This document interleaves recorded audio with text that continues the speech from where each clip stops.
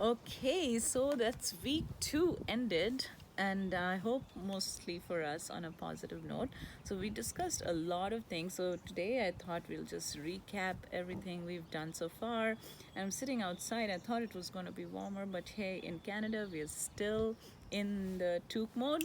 But I have my lovely tea, and I put a nice tablecloth, and I'm going to have friends over for a Zoom party this evening. And today is going to be barbecue. Yes, I will be barbecuing my vegetables. Not ideal, but uh, that would be wonderful. So far we've talked about a lot about the morning routine and the importance of including saltwater gargles, not just when we wake up in the morning, but also when we go to bed at night and every time we come back from outside, because we've heard that COVID-19 or the coronavirus can hang out in the air. It's kind of a very sneaky virus, so we need to be battling with that. We talked a lot about hydration with teas, because the teas, especially the green teas, they give a lot of minerals and vitamins, and if you keep having that regularly, or you could make infusions, which is that you pour hot water over some of the herbal teas and leave it overnight, and in the morning you drink that to get the extra boost of minerals and vitamins. Drink warm things, because this virus can linger around when it's cold.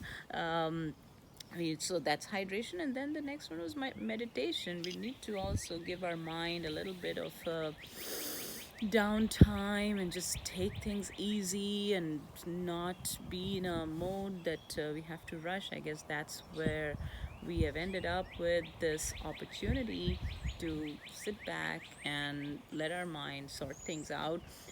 Lot about lemon and vitamin C and things that include vitamin C in the morning, and deep breathing, fresh air. So that's why I'm sitting outside. Lots of resources for us to learn how to do some good deep breathing exercises. I like Wim Hof, Wimhof. Look him up on YouTube.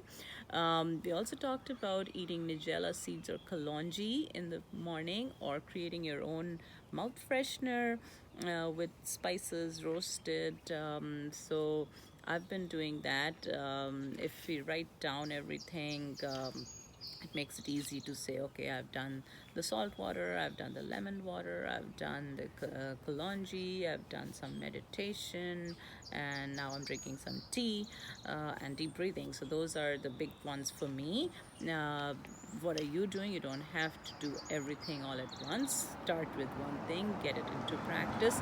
The same thing, we talked a lot about food as medicine, because we do need to build our immunity in the absence of a vaccine. But even if the vaccine is available, we would rather have more body immunity. So vitamin C, again, there, big one. You can get it in fruits, you can get it in a lot of vegetables, and we talked about having a fruit bowl or having oranges and apples, pineapples available, whatever fruits is in season in your place. We also spoke about herbs and spices that support our immune system. Black pepper is a big one, so just start to sprinkle freshly ground black pepper into your meals, into your soups. We talked about soups as well. That gives hydration, but also a nice way of getting vegetables in your diet. And the simple method for soup is have something that is a starchy vegetable, like a sweet potato or even potatoes, and add some other green leafy vegetables like spinach, or and then add the herbs and spices and things like onions and ginger and garlic. Put some water in it and blend it up, and you have a soup ready. We talked about rose petals. They do have a lot of vitamin C in there. If you have saffron, go for it. It's really good as a blood cleanser as well, and also gives a lot of strength. It tastes good. So put that in your teas, put that in your soups, in your smoothies, whatever way you want to get it. We talked about how to get vegetables in our diet easily. The point is not to think about what you're not doing, but more about what you can do in addition to what you're already doing. So Don't worry about the traditional way of cooking, that you keep cooking, but in addition to that, if you can add a good dish of vegetables, either it's a salad or you can just do steamed vegetables. And Rina showed you how to make some sauces that you can put on top of your vegetables that are steamed. So about low fats, we talked the importance of keeping our fat levels low in the diet, because that does reduce the immunity, and we're trying to boost our immunity. So getting rid of as many fats and packaged foods is a wonderful thing. And protein powder, I know a lot of you like that, making at home, and if you have time these days, then make a lot in bulk. You can put it away in the freezer in batches if you like. The last thing was anxiety. One day there was a lot of calls I got about how do I reduce my anxiety, and one thing was gratitude. Definitely, for what you have now as opposed to what we don't have, and just meditation will also help reduce that. So I hope today you will do something special that you haven't been doing in the week. You'll spend more time with your family. You'll get some fresh air if you can. You will exercise and just take it easy and show some gratitude. Feel happy. Spread the cheer.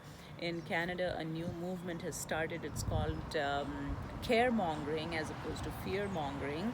So, if you can do an act of kindness, show some leadership, show some initiative, regardless of how we are feeling, we can definitely do some little thing that will help somebody else, and that reduces our own levels of anxiety. So, with that, I hope we've covered a lot, and let just keep posting what you're doing and what's working and what's not working. So we'll see you tomorrow or the week in the week.